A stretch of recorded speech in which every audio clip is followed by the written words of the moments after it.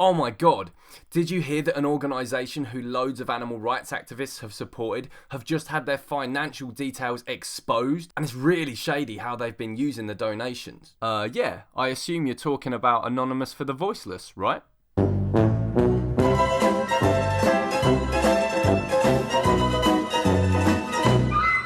Sections of the vegan movement are up in arms at the moment regarding the financial reporting of animal rights group Anonymous for the Voiceless. In a video released on the 7th of April, establishment puppet Jake Conroy, aka the Cranky Vegan, premiered an expose titled Anonymous for the Voiceless Finances Revealed, in which he reveals the details of AV's long overdue financial report that non-profit organisations legally have to submit in Australia. Why it took Paul and Asal so long to submit this report is subject to speculation, and I'm not here to talk about the specific details of that report or give my opinion on it. I'll let you watch Cranky's video on that and make your own minds up on whether or not how the money is being used at AV is justified. I'm specifically here today to talk about a multi-million-dollar elephant in the room that is simply being ignored in the furore over this, for various reasons. It recently came to light that alleged non-profit, alleged grassroots social justice group Black Lives Matter has used its donors' money to splash out on a luxury mansion for its supposed leaders. Unsurprisingly, this has been completely ignored by intersectionals and other BLM supporters in the vegan movement who, whether rightly or wrongly, are up in arms about Paul and Asal's usage of AV's funding. And the intersectional wall of silence over the use of BLM's funding doesn't end there. Recently in the US, a man by the name of Quintez Brown attempted to murder a Jewish American mayoral candidate, Craig Greenberg. Evil gunman Brown was then bailed out by a BLM fund, which the victim, Mr. Greenberg, stated has left him and his family traumatised. But of course, how can there be any criticism over an organisation that carries such an aura about it, that even the giant megacorporations propped up by the establishment elites have decided to enact blasphemy laws to protect from any scrutiny? Many of you have been asking why the words on the banner over the Etihad last night are offensive. Taken in isolation, of course, they're not, but in context, they absolutely are. They're a deliberate challenge to the Black Lives Matter cause. How dare you! Yeah, because challenging an organisation that splashes out on mansions and releases anti-Semitic murderers on bail is clearly immoral. Don't you realise that, bigot? And this is by no means a vid to persuade anyone not to donate to various anti-racism groups. But if you ever donated to BLM, you need to know how your money has been spent. After all, if Anonymous for the Voiceless and other animal rights groups are subjected to this level of scrutiny over the details of their finances, why aren't Black Lives Matter? And this is part of the problem. These so-called animal rights activists who focus all the critical spotlight on groups like AV while ignoring groups like BLM exist to keep you distracted from the malpractice and criminality going on at the giant mega corporations they support. In fact, it wouldn't even surprise me in the least to find that certain individuals in the animal rights movement are being paid off by these very groups to do just that, to keep you looking one way while the elites fiddle your money in others. It's typical divide and conquer tactics that could see the animal rights movement fall apart unless people are wise to it. And this is a major problem with vegans. Many of you get so swept up in emotion that you lose the ability to think critically. 2020 is the perfect example of this.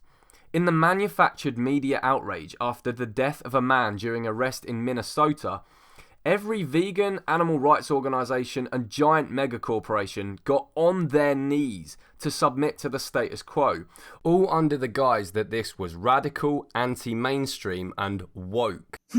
Maybe I am an NPC. No. Having the same opinions as celebrities and major corporations while repeating every media talking point verbatim is just being informed.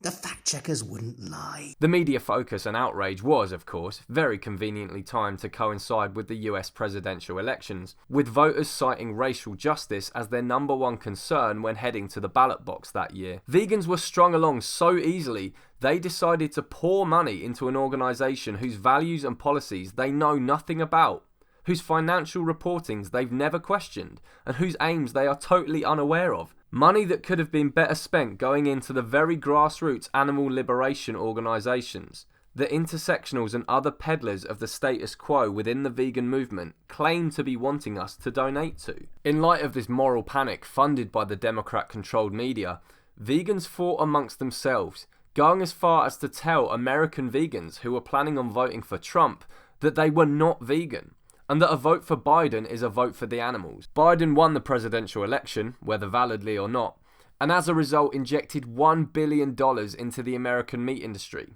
Some vote for the animals, that was. And this is not to say that you aren't vegan if you voted for him. You absolutely are. This is just to say that you need to be very careful about getting caught up in the mass moral panics that the media enact, because they are not in either yours or the animals' interest. Do not trust the media or elitist narrative peddlers within the animal rights movement to form your opinions for you. It'll only end up with you wasting your own time and money that could be better spent helping animals. And you may have been wondering why some of these peddlers have been so quiet lately with regards to creating drama within the animal rights movement, and why call-out culture hasn't been as bad lately. Speaking from my own experience, before 2021, I would regularly see that I had been tagged in posts by intersectionals and the like, calling me every name under the sun. This is either rare or non-existent now, despite none of my views having changed a bit since 2020. Well, here's the secret. Their outrage centres around what the media tells them to be outraged by. Now that the mean orange man is out of office, and instead the man they bullied everyone into voting in has taken the White House, what exactly do they have to say? Especially as all the stuff they previously shouted about and cancelled people over is still happening. Mexicans are still being held at the border, abortion regulations still exist, mass shootings still happen, and black people still die in police custody. Yet where is the level of outrage for this we saw in years like 2018, 2019 and 2020, where the mean orange man was in office? This is the truth about veganism's woke cult. Many of them simply exist to peddle the Democrat media narrative and potentially get a pay packet for it, and many are simply under the spell of that very narrative and are unable to think critically or get enraged by things that actually enrage them and prioritise goings on in the world in level of severity. In fact, I bet you there won't even be a video response to this very video you're watching of mine. And I might not even get so much as a tag in my Instagram inbox from them. If I'd have done this vid in 2020 though, holy shit. And this just goes to prove my point. Anyhow, whether you continue to call yourself an anti-capitalist while donating to BLM, I'll leave up to you. But I'll just say one thing.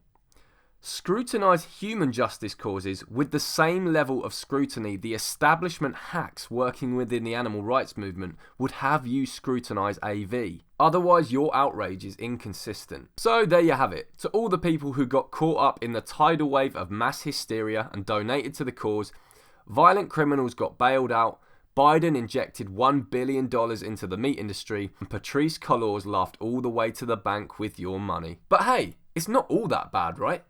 At least that nasty racist got kicked out of the White House. This country is doomed. It is doomed, not just because of African Americans, but because by 2040, this country is going to be minority white European. Hear me? Minority white European. And you guys are going to have to start working more with Hispanics. They're going to put you all back in chains.